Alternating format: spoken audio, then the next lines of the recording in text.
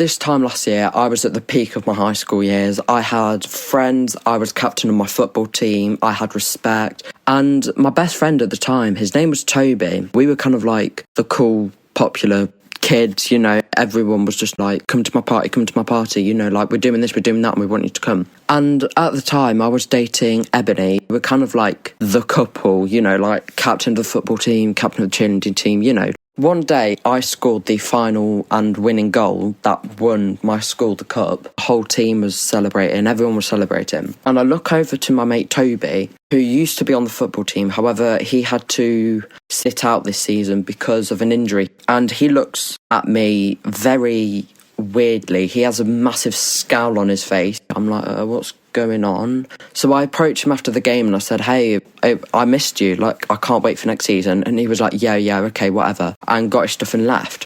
That night, I went to a party to celebrate the end of the finals and I noticed Toby was there. And I went to him and I was like, are you okay? Like, did I do something? And he just ignored me.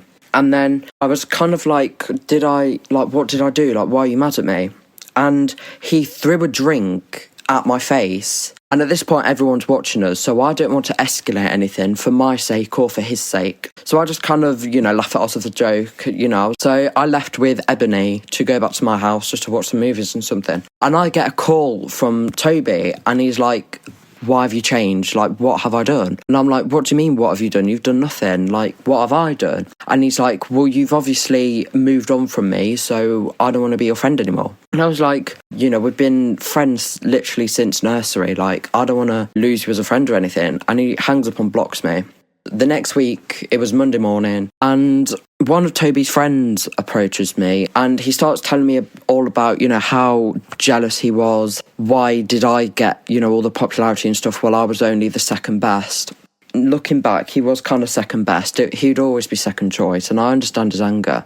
And I went to find him at the cafeteria, and I was like, bro, like, I understand you're mad. I'm sorry you feel like that. And he gets up and he punches me. So in natural self-defence, I start punching him and there's a massive scrap. And eventually I get dragged away and I'm suspended from school for 6 weeks.